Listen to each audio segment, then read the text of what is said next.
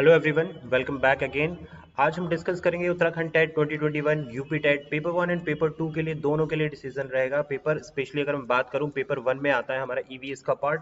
तो पर्यावरण अध्ययन के लिए आज हम लोग इस क्लास में स्टडी करेंगे। बहुत ही इंपॉर्टेंट टॉपिक रहने वाला है क्योंकि यहाँ से डायरेक्टली क्वेश्चन पूछे जाते हैं। अगर ईवीएस की मैं बात करूँ तो थ्योरी क्लास में हमारी क्लास नंबर 6 है। प्रीवियस जितनी क्लास हमारी हो चुकी है उनका लिंक ऊपर आई सेक्शन में मिल जाएंगे, वीडियो के डिस्क्रिप्शन में चेक कर सकते हो।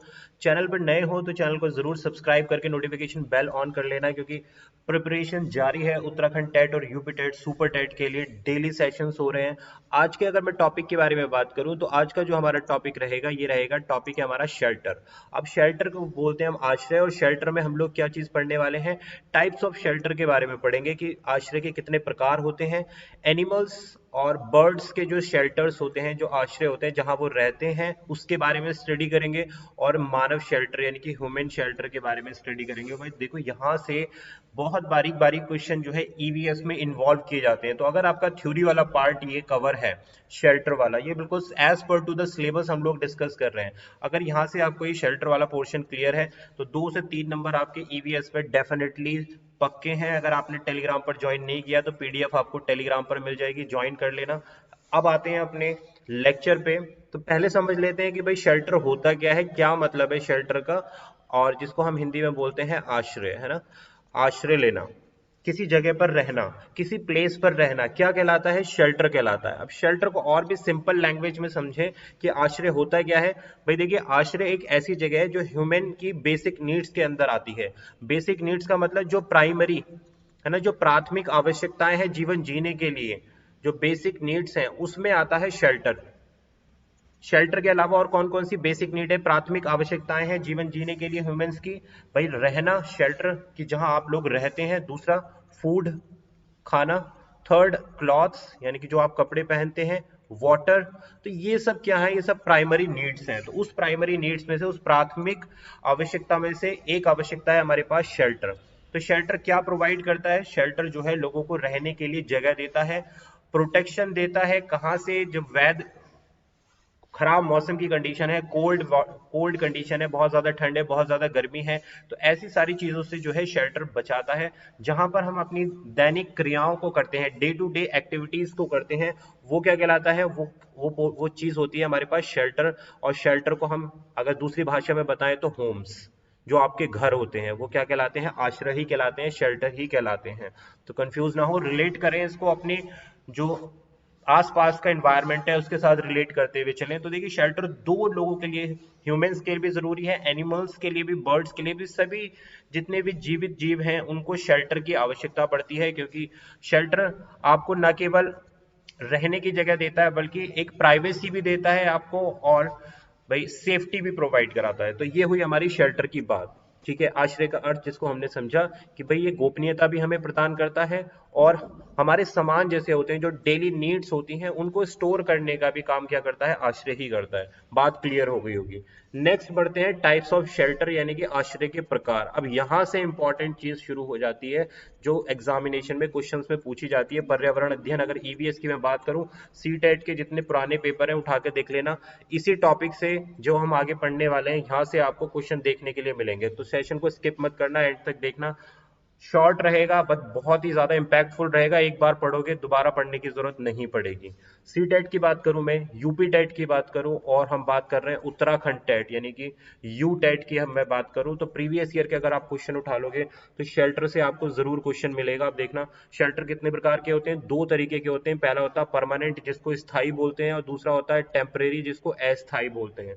अब परमानेंट शेल्टर कौन से होते हैं, परमानेंट शेल्टर यानी कि स्थायी आश्रय वो होते हैं जहां पर हम बहुत लंबे समय तक के लिए रहते हैं, बहुत लॉन्ग टाइम तक के लिए रहते हैं। जैसे हमारे घर हो गए, है ना, पक्षियों की अगर हम बात करें तो उनके घोंसले हो गए, एनिमल्स की अगर मैं बात करूं तो केव्स हो गई, गुफाएं हो गई। तो ये ऐसे चीज हैं जो एक जगह से दूसरी जगह पर शिफ्ट नहीं हो सकते। ये ऐसे शेल्टर्स हैं, ये ऐसे आश्रय हैं। परमानेंट का मतलब जो फिक्स्ड हैं, अगर आपने उनको एक जगह बना दिया तो आप उसको दूसरी जगह नहीं लेके जा सकते। तो ऐसे शेल्टर परमानेंट शेल्टर कहलाते हैं। अब बात करते हैं टेम्परेरी शेल्टर की यानी कि अस्थायी आश्रय की। तो ये कैसे शेल्टर्स होते हैं, ये भाई ऐसे शेल्टर्स होते हैं जहां पर बात करते हैं अब टेम्परेरी शेल्टर की, यानी कि जो अस्थायी जो आश्रय होते हैं वो क्या होते हैं उनको समझ लेते हैं। कि ये ऐसे हैबिटेट्स होते हैं, हैबिटेट वो जगह होती है जहां पर हम लोग रहते हैं, है ना, उस पूरे पर्यावरण को, उस पूरे एटमॉस्फेयर को हैबिटेट बोलते हैं। जहां पर जो है ह्यूमंस जो है क्या करते हैं, एक शॉर्ट ड्यूरेशन के लिए, बहुत टेम्परेरी, जिसको मतलब शॉर्ट ड्यूरेशन के लिए, कि अभी हमें 10 दिनों के लिए कहीं पर रहना है, तो हमने वहां पर एक शेल्टर को बिल्ड कर लिया, एक आश्रय को बिल्ड कर लिया एक स्पेसिफिक रीजन से। जैसे बात करें अगर हॉस्टल्स, तो हॉस्टल्स ऐसी जगह पर होती हैं जहां पर हम थोड़े समय के लिए रुकते हैं, है ना। और माइग्रेटरी बर्ड्स जैसे होती हैं, तो वो क्या करती हैं, अपने घोंसले बनाती हैं, एक जगह से जब दूसरी जगह पे जाते हैं तो वो अपने घोंसले बना लेते हैं, लेकिन वो घोंसले कैसे होते हैं, टेम्परेरी होते हैं, अस्थायी होते हैं, कि वो ज्यादा दिन तक वहां नहीं रुकते हैं। जैसे हाउस बोट्स हो गई, हाउस बोट्स यानी कि जो बोट्स होती है पानी पे चलने वाली, उस पर हम घर बना लेते हैं कुछ समय के लिए, तो ये ऐसे शेल्टर क्या कहलाते हैं, टेम्परेरी शेल्टर कहलाते हैं। और ये एक जगह से दूसरी जगह पर टाइम टू टाइम शिफ्ट होते रहते हैं। तो ये डिफरेंस है टेम्परेरी में एंड परमानेंट में, कि परमानेंट शिफ्ट नहीं हो सकते, टेम्परेरी को हम शिफ्ट कर सकते हैं। आश्रय के प्रकार हैं, हिंदी में भी मैंने नोट्स इंक्लूड किए हैं कि जिन लोगों को इंग्लिश में समझने में परेशानी है। तो देखिए, स्थायी आश्रय वही समझाया मैंने, और अस्थायी आश्रय। बात क्लियर हुई। नेक्स्ट हम चलते हैं, ये है एक सार पूरे इस वीडियो का, कि भाई ये इंपॉर्टेंट है, इसको समझो, क्योंकि ये बहुत आसान है और यहाँ से क्वेश्चन पूछे जाते हैं। कि कुछ ऐसे एनिमल्स और बर्ड्स और इंसेक्ट्स के बारे में बात कर रहे हैं कि जिनके शेल्टर्स के नाम क्या होते हैं। डायरेक्टली पूछ लेता है यहाँ से कि भाई लॉयन जो है, लॉयन का शेल्टर क्या होता है, ऑप्शन दे देगा आपका। तो लॉयन का जो शेल्टर होता है उसको हम बोलते हैं डेन। हॉर्स और डंकी यानी कि जो घोड़े और गधे होते हैं, उनके लिए जो शेल्टर यानी कि उनका आश्रय जो होता है, जहां पर वो रहते हैं, उस जगह को हम बोलते हैं स्टेबल। शीप जो होती है, जो भेड़ें होती हैं, वो पेन्स में रहती हैं, उनके आश्रय को हम बोलते हैं पेन्स। डॉग एंड गॉट रहती हैं कैनल्स में। हैन रहता है कूप्स में, हैन बोले तो मुर्गी। क्रोकोडाइल जो होते हैं, मगरमच्छ जिनको बोला जाता है, तो वो पानी में भी रहते हैं। और जो पानी के साथ में नियर बाय जो वाटर बॉडीज होती हैं, जो लैंड सरफेस होता है, जो स्थल सरफेस होता है, वहां पर भी क्रोकोडाइल रहते हैं। रैबिट रहते हैं बरो में, बरो का मतलब होता है जो होल्स होते हैं, छोटे छोटे होल्स होते हैं ग्राउंड्स में, उसमें रहते हैं। आंट्स कहाँ रहती हैं, ये भी ब्रोज में रहते हैं। स्पाइडर कहाँ रहते हैं, स्पाइडर रहते हैं वेब्स में। टर्माइट्स यानी कि जो चींटियां होती हैं, वो कहाँ रहते हैं, ट्री ट्रंक, पेड़ों के जो छाल होती हैं, जो तने होते हैं, उसमें भी रहते हैं। और अंदर जो बिल होते हैं, ब्रोज का मतलब जो बिल होते हैं, उनमें भी रहते हैं। अर्थवर्म, केचुए और बिच्छू, स्कॉर्पियंस कहाँ रहते हैं, ये भी सॉइल में रहते हैं, मिट्टी के अंदर अपने घोंसले बनाकर बोल सकते हैं, या होल्स बनाकर रहते हैं। और हनी बीज, ये इंपॉर्टेंट है, कई बार पूछा गया है कि भाई हनी बीज कहाँ रहते हैं, तो हनी बीज यानी कि मधुमक्खी अपने छत्ते में रहती है, और उसको हम क्या बोलते हैं, बी हाइव्स बोलते हैं। इंपॉर्टेंट पार्ट है, कई बार क्वेश्चन पूछा गया है, तो ध्यान से इस चीज को नोट डाउन कर लेना।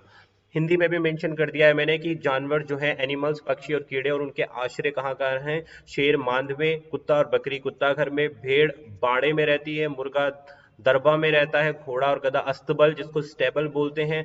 और पिग कहाँ पर रहता है, पिग स्टे में रहता है। पिग हम लास्ट उसमें मिस कर गए थे, पिग जो है पिग स्टे में रहता है। खरगोश भी मांद में रहता है, बुरोज जिसको बोलते हैं। मगरमच्छ पानी या पानी के किनारे की भूमि पर रहता है। मकड़ी कहाँ रहती है, वेब जिसको बोला गया था। वेब का मतलब क्या होता है, जाला या जाल। दीमक कहाँ रहती है, टर्माइट्स जो होती हैं पेड़ के तने पर और बिल्स में, बिलों में रहती हैं। बात क्लियर हुई। तो आगे बढ़ते हैं कि डिफरेंट टाइप्स के जो शेल्टर्स हैं वो कौन कौन से हैं, ये और देख लेते हैं हम। देखिए, डिफरेंट टाइप्स के जो शेल्टर्स हैं, जैसे पहला होता है कि डिपेंड करेंगे, शेल्टर आश्रय डिपेंड करेंगे कि किस चीज के लिए। एनिमल्स के बारे में बात की जा रही है, ह्यूमंस के बारे में बात की जा रही है। तो यहाँ हम बात कर रहे हैं एनिमल्स के बारे में, जानवरों के बारे में, कि जो टेरिस्ट्रियल जानवर होते हैं। टेरिस्ट्रियल का मतलब क्या होता है, ऐसे जानवर जो लैंड पर रहते हैं, यानी कि स्थल पर रहते हैं, जैसे, और जो ह्यूमंस के साथ में रहते हैं, हम लोगों के साथ में जो जानवर रहते हैं, उनको बोलते हैं टेरिस्ट्रियल एनिमल्स। जैसे फॉर एग्जांपल गाय हो गई, बुफेलो हो गया, ठीक है, शेड्स हो गई, बकरियां हो गई, हॉर्सेस हो गए। तो ये सब क्या है, ये ह्यूमंस के साथ में ही रहते हैं। तो लेकिन इनके रहने की जगह को हम क्या कहते हैं, जैसे अगर हम घोड़ों की बात करें कि घोड़े कहाँ रहते हैं, अस्तबल में रहते हैं, लेकिन ह्यूमंस मनुष्य के आसपास में ही रहते हैं, तो ये टेरिस्ट्रियल एनिमल कहलाते हैं। बात करें अगर लायंस की, टाइगर्स की, वुल्फ की, तो ये ऐसे एनिमल्स हैं जो कहाँ रहते हैं, फॉरेस्ट में, जंगलों में रहते हैं, और अपनी गुफाएं, केव्स बनाकर रहते हैं। अब बात करें एरियल की, एरियल एनिमल, एरियल का मतलब होता है आकाशीय, जो आकाश में पंछी होते हैं, जो बर्ड्स होती हैं, उनके बारे में बात किया जा रहा है। तो उन एनिमल्स को हम बोलते हैं एरियल एनिमल। ये कहाँ रहते हैं भाई, ये हवाओं में रहते हैं, ट्रीज में, पेड़ों पर अपने घोंसले बनाते हैं, और कुछ पेड़ों पे ही रहते हैं, जैसे मंकी हो गए, बंदर जो हो गए वो पेड़ों पे रहते हैं, वो अपने घोंसले नहीं बनाते, उनका शेल्टर ट्रीज ही होते हैं।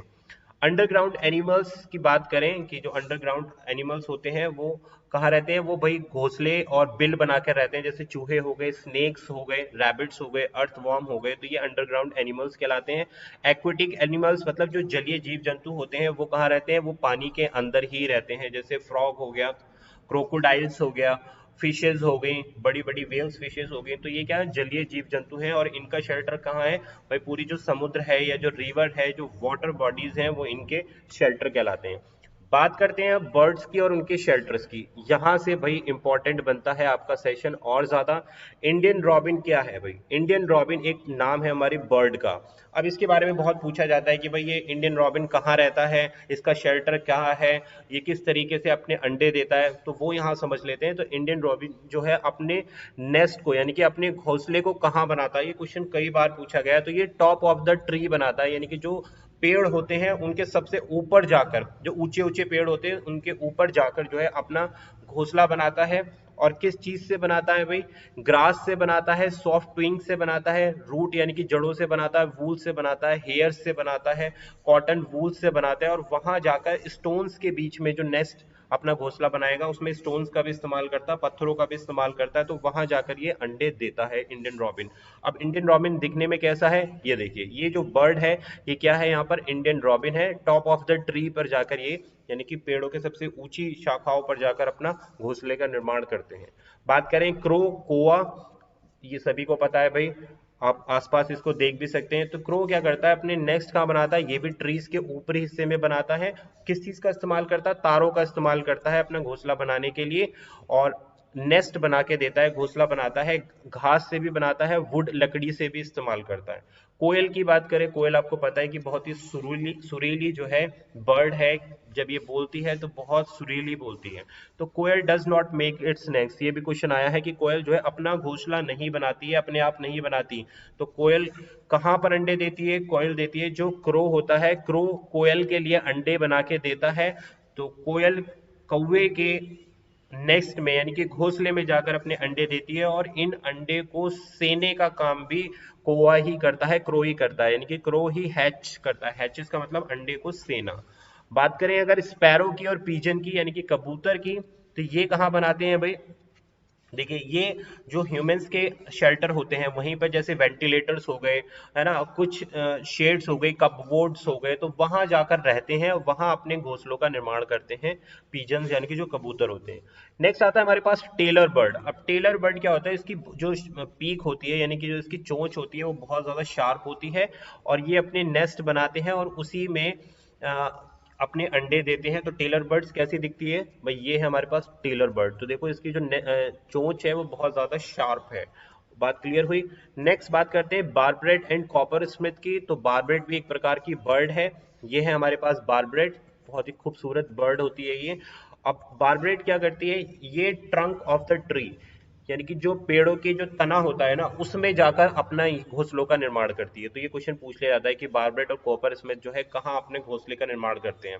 तो पता है आपको, ट्रीज के जो तने होते हैं, पेड़ों के जो तने होते हैं उनमें अपने घोंसलों का निर्माण करते हैं। डोव, डोव क्या है, डोव भी एक प्रकार की बर्ड है। ये है यहाँ पर, ये कुछ कुछ दिखने में कबूतर की जैसी होती है, लेकिन कबूतर नहीं है, ये पीजन नहीं है, लेकिन उसी की प्रजाति की है, तो इसको हम बोलते हैं डोव। तो dove make is nets among the thorn of A cactus plant. अब देखो ये बिल्कुल अलग है, ये क्या करती है भाई, जो कैक्टस प्लांट होता है, कैक्टस प्लांट कैसा होता है, बहुत ज्यादा तीखा होता है, उसमें कांटे होते हैं, तो उस पर जाकर अपने घोंसले का निर्माण करती है। तो भाई ये एक अलग ही तरीके के बर्ड है जो कैक्टस प्लांट पर स्पेशली वहां जाकर अपने नेक्स्ट को प्रिपेयर कर रहे हैं। नेक्स्ट आता है हमारे पास sunbird. Sunbird make its nest hanging the nest on the branches of the tree, यानी कि पेड़ों के जो ब्रांचेस शाखाएं होती हैं उस पर लटकता हुआ जो घोंसला होता है वो सनबर्ड का होता है। लास्ट आती है हमारे पास वीवर बर्ड। वीवर बर्ड क्या होती है भाई, ये होती है male weaver bird make the beautiful nest for its female. कौन वीवर बर्ड में कौन बनाता है, मेल बनाता है भाई, मेल जो है अपने शेल्टर का निर्माण करेगा, घोंसलों का निर्माण करेगा। और ये है वीवर बर्ड, देखो बहुत ही खूबसूरत नेस्ट का निर्माण करता है, ये बहुत ही सुंदर होता है इसका नेस्ट देखने में, अगर बात करें तो। बात क्लियर हुई सारी। तो ये मैंने हिंदी में भी इंक्लूड कर दिया है कि टेरिस्ट्रियल जो जानवर होते हैं उनको बोलते हैं हम स्थलीय जानवर, आकाशीय यानी कि एरियल जानवर, सारी की सारी डिटेल इसमें मेंशन कर दी है। और लास्ट हमारे भूमिगत जो अंडरग्राउंड जानवर होते हैं जैसे चूहे, सांप, खरगोश और जलीय जानवर जिनको हम बोलते हैं एक्वेटिक, तो इनकी सबके बारे में हमने बात कर ली है। अब बात करते हैं ह्यूमंस के बारे में। नेक्स्ट क्वेश्चन बनता है हमारा यहाँ से इंपॉर्टेंट है कि ह्यूमंस के बारे में जरा और स्टडी कर लेते हैं कि ये लोग कहाँ कहाँ रहते हैं। जैसे हम हो गए तो दो तरीके के घरों में रहते हैं, आश्रय में रहते हैं, शेल्टर, एक कच्चा हाउस और एक पक्का हाउस। कच्चा हाउस कौन सा होता है भाई, जो वुड लकड़ियों से मिलकर बना होता है, मिट्टी से मिलकर बना होता है, जैसे हट का जो झोपड़ियां होती हैं, है ना, तो वो कच्चे हाउस की तरह कहलाती हैं। पक्का हाउस कैसा होता है भाई, ये कंक्रीट से मिलकर बना होता है, जहां हम ईंट, पत्थर, सीमेंट का इस्तेमाल करते हैं, तो वो पक्का हाउस कहलाता है। और जहाँ कच्चा हाउस, जहां पर हम लकड़ी का और मिट्टी का इस्तेमाल करते हैं, चूने का इस्तेमाल करते हैं, तो वो कच्चा हाउस कहलाता है। बात क्लियर हो गई। नेक्स्ट देखते हैं भाई हम specific houses for specific area. ये है बहुत इंपॉर्टेंट टॉपिक, क्वेश्चन पूछा ही जाएगा। अब स्पेसिफिक पूरे इंडिया के स्पेसिफिक रीजन के बारे में बात की जा रही है कि कहाँ कहाँ पर कैसे कैसे घर पाए जाते हैं, कैसे कैसे शेल्टर पाए जाते हैं ह्यूमंस की अगर बात करें तो देखिए कुछ घर ऐसे होते हैं जो मड से बने होते हैं, यानी कि मिट्टी से बने होते हैं। तो इस तरीके के जो घर होते हैं वो कौन सी एरिया में पाए जाते हैं, तो भाई ये जो राजस्थान के गांव होते हैं वहां पर मिट्टी से बने घर पाए जाते हैं, मड हाउसेस पाए जाते हैं। बात क्लियर हुई। क्यों पाए जाते हैं, क्योंकि इन एरियाज में जो है गर्मी बहुत ज्यादा होती है और हॉट क्लाइमेट रीजन की वजह से जिनको जो है लोग मिट्टी से बनाते हैं। मिट्टी क्या करती है भाई, इंसुलेट का काम करती है, बाहर की गर्मी को अंदर नहीं आने देती, अंदर जो घरों को जो शेल्टर को ठंडा रखती है। बात क्लियर हुई। और ये लोग पेंट की जगह क्या इस्तेमाल करते हैं घरों पर, ये पेंट की जगह गोबर का इस्तेमाल करते हैं, काउ डंग का इस्तेमाल करते हैं, क्योंकि ये बेस्ट जो पेस्टिसाइड्स की तरह काम करती है कि भाई अगर आप गोबर अगर कहीं लगा रहे हो किसी घर पे तो वहां पर इंसेक्ट, कीड़े मकोड़े नहीं आते हैं उन घरों पर। बात क्लियर हुई। तो ये हो गया हाउस मेड ऑफ मड, पहली टाइप। दूसरा टाइप आता है हमारे पास ऐसे घर जो लकड़ी से और बांस से मिलकर बने होते हैं। अब ये घर कहाँ पाए जाते हैं, इस पे हम नजर डालते हैं। तो देखिए ये घर ऐसी जगह पर बनाए जाते हैं जहां बहुत ज्यादा हैवी रेनफॉल होती है, बहुत वर्ष भर में बहुत ज्यादा बारिश ही बारिश होती रहती है, तो वहां पर हम बेम्बू यानी कि बांस का इस्तेमाल करते हैं। और ये बांस भी कितने फीट के होते हैं, 10 से 12 फीट ग्राउंड लेवल से ऊपर बनाए जाते हैं, क्योंकि नीचे पानी भर जाता है तो उन घरों में पानी आ जाता है, तो उस पानी को रोकने की वजह से 10 से 12 फीट जमीन से ऊपर बनाए जाते हैं। और मेनली कहाँ पाए जाते हैं ऐसे घर, असम में पाए जाते हैं, और नॉर्थ ईस्ट का जितना भी पोर्शन है भारत का, नॉर्थ ईस्ट इंडिया, वहां पर इस तरीके के घर पाए जाते हैं। तो क्वेश्चन यहीं से बनता है भाई, इन बारीक पॉइंट्स में से ही क्वेश्चन बनेगा, मिस मत करना सेशन को। नेक्स्ट आता है हमारे पास स्टोन हाउस। स्टोन हाउस का मतलब जो पत्थर के द्वारा जो घरों का निर्माण होता है उसको हम बोलते हैं स्टोन हाउस। अब स्टोन हाउस कहाँ पर बनेंगे भाई, तो ये भी रेगिस्तान में बनेंगे, लेकिन कैसे रेगिस्तान में, कोल्डर रेगिस्तान। तो कोल्डर रेगिस्तान कौन से एरिया में पाया जाता है, लद्दाख में पाया जाता है। तो स्टोन हाउस कहाँ मिलेंगे, लद्दाख रीजन में मिलेंगे। बात क्लियर हुई। कश्मीर से ऊपर का जो पोर्शन पड़ता है लद्दाख, वहां मिलेंगे स्टोन हाउस। अब ये क्या है, 2 फ्लोर्स में बनाए जाते हैं, यानी कि 2 माले में बनाए जाते हैं, एक ग्राउंड फ्लोर और एक फर्स्ट फ्लोर। तो ग्राउंड फ्लोर पर जो भी घर बनता है उसमें कोई भी विंडो प्रोवाइड नहीं करते हैं, ऊपर वाले फ्लोर में ये लोग विंडो प्रोवाइड करते हैं। और जब बहुत ज्यादा ठंड होती है तो ये नीचे वाले फ्लोर में आ जाते हैं, क्योंकि यहाँ ठंड कम हो जाती है, क्योंकि इसमें ये लोग विंडो प्रोवाइड नहीं करते हैं। क्लियर। नेक्स्ट बढ़ते हैं थर्ड घर की तरफ कि houses made of stone and would. पहले क्या था, हमने खाली स्टोन के बारे में पढ़ा था, और जहां पत्थर और लकड़ी को मिक्स करके स्टोन्स को और वुड को, भाई देखो ये जो घर है लद्दाख रीजन में स्टोन से इसलिए भी बनाए जाते हैं क्योंकि जितने भी माउंटेन्स होती हैं, माउंटेन्स पर जो स्टोन्स होती हैं वो बहुत ज्यादा मात्रा में पाई जाती है, तो इजीली अवेलेबल होती हैं, इसलिए स्टोन्स से घर को बना देते हैं। वुड की बात करें, स्टोन और वुड को मिलाकर बना रहे हैं, तो ऐसे हिली एरियाज में ही बनाते हैं, भी पहाड़ी रीजन में ही बनाते हैं इस तरीके के घर, क्योंकि रेनफॉल, वर्षा से बचने के लिए और स्नोफॉल से बचने के लिए। बात क्लियर हुई। तो स्टोन एंड वुड्स वाले जो घर हैं वो कहाँ मिलेंगे आपको, जैसे श्रीनगर वाला एरिया हुआ, मनाली, हिमाचल प्रदेश, कश्मीर वैली, यहाँ के जो घर पाए जाते हैं वो स्टोन और वुड के बने होते हैं। तो श्रीनगर में जो ब्यूटीफुल कार्विंग होती है, कार्विंग मतलब नक्काशी, जिसको हम दूसरी लैंग्वेज में बोलते हैं मेहराब भी बोलते हैं। तो कई बार पूछ लिया जाता है कि मेहराब जो है कहाँ पाए जाते हैं, तो श्रीनगर में पाए जाते हैं। और मेहराब है क्या, मेहराब जो है कार्विंग है, नक्काशी है, लकड़ियों पर की गई नक्काशी को हम मेहराब कहते हैं। और ये आर्चेस होती हैं जो सीलिंग पर प्रोवाइड की जाती हैं, डोर्स पर और विंडो पर। सीलिंग मतलब जो छत होती है हमारी, और दरवाजों पर और विंडो पर इनकी नक्काशी बनाई जाती है। श्रीनगर वाले एरिया में बहुत पुराने जो घर हैं वहां पर ये देखे जाते हैं। तो ऐसी विंडोज को हम बोलते हैं डैब, जिन पर नक्काशी की गई होती है। जो पुराने घरों में स्पेशल विंडोज होती हैं उन पर बहुत ज्यादा नक्काशी, मेहराब की गई होती है, तो उसको हम बोलते हैं डैब। बात क्लियर? तो ये इंपॉर्टेंट पॉइंट था, नोट डाउन कर लेना इसको। नेक्स्ट आता है हमारे पास हाउस बोट। अब ये आपको पता है हाउस बोट कहाँ होती है, बोट्स के ऊपर जो घर बना लेते हैं उनको हम हाउस बोट कहते हैं। कश्मीर रीजन में देखी जाती हैं इस तरीके के घर, और केरला रीजन में, तो यहाँ पर बोट्स का ज्यादा प्रचलन है, तो इस पे बोट्स पर घर बना लेते हैं ये पानी के ऊपर। और इन्हीं बोट्स को कश्मीर में हम क्या बोलते हैं, खट्टम बोलते हैं, खट्टम कहा जाता है इसको। और ये जो है 80 फीट तक लंबी होती हैं और 8 से 9 फीट तक चौड़ी होती हैं, तो ये इनकी स्पेसिफिकेशन है। दूसरे घरों की बात करें तो हाई राइज बिल्डिंग, जो बहुत ऊंची ऊंची इमारतें होती हैं, ये मेट्रो सिटीज में ही देखने के लिए मिलती हैं भाई। घर ब्रिक्स से बनी होती है, सीमेंट से और आयरन से बनी होती है। नेक्स्ट आता है हमारे पास डोंगा। अब डोंगा क्या है, डोंगा भी एक प्रकार का घर है जो कश्मीर में पाया जाता है, यानी कि ये भी हाउस बोट्स ही होती है ना, ये भी बोट होती है, बोट के ऊपर जो है घर बना लेते हैं। और ये कहाँ पाई जाती है, डल लेक, जो फेमस लेक है कश्मीर की, वहां ये चलती हैं, तो उनको हम बोलते हैं डोंगा उनकी कश्मीरी भाषा में। बात क्लियर? टेंट हाउस का बात देखते हैं, तो टेंट हाउस कैसे होते हैं भाई, ये प्लास्टिक्स के बने होते हैं। आप माउंटेन्स में जाते हैं तो ट्रैकिंग करने के लिए भाई, जहां पर कुछ रहने का नहीं होता, लद्दाख रीजन में, तो वहां पर आप अपने प्लास्टिक के टेंट्स लगा लेते हैं, है ना। इसको आप अपने आप फटाफट से बना सकते हैं, बिल्ड कर सकते हैं और फोल्ड करके भी रख सकते हैं। इग्लू कैसे हाउसेज होते हैं, इग्लू ऐसे रीजन्स में बनाए जाते हैं जहाँ पर बहुत ज्यादा कोल्ड और स्नोफॉल, हैवी स्नोफॉल होता है, तो बर्फ से ही बनाया जाता है घर। और इसकी एंट्रेंस जो है बहुत छोटी होती है और ये अंदर से बहुत ज्यादा गर्म होते हैं। हिमाचल प्रदेश में बहुत ज्यादा ऊपरी इलाकों में इस तरीके के घरों का निर्माण किया जाता है। तो ये हुए ह्यूमन के शेल्टर्स, विशेष प्रकार के जो हमने देखे। मिट्टी से बने घर हमने देखे, लकड़ी से और बांस से बने घर देखे, पत्थरों से बने घर देखे, जो कहाँ लद्दाख रीजन में पाए जाएंगे। पत्थर और लकड़ी से मिलकर बने घर जैसे मनाली रीजन में पाए जाएंगे आपके, है ना। इन पे मेहराब भी किया जाता है, खूबसूरती की जाती है। पुराने घरों में जो खिड़की होती है उनको डैब के नामों से जाना जाता है, उन खिड़कियों पर नक्काशी भी की जाती है। और हाउस बोट केरला में पाए जाएंगे, 80 फीट के होते हैं और 8 से 9 फीट चौड़े होते हैं। अन्य घर हमने ये देख लिया। तो ये तो हमारा आज का इंपॉर्टेंट सेशन। आई होप आपको पसंद आया होगा, ईवीएस में बहुत ज्यादा आपको हेल्प करेगा। सेशन पसंद आ गया हो तो लाइक शेयर सब्सक्राइब कर देने का। मिलेंगे आपसे एक नए थ्योरी क्लास में, पीडीएफ आपको टेलीग्राम पर मिल जाएगा। Thanks for watching this session, thank you.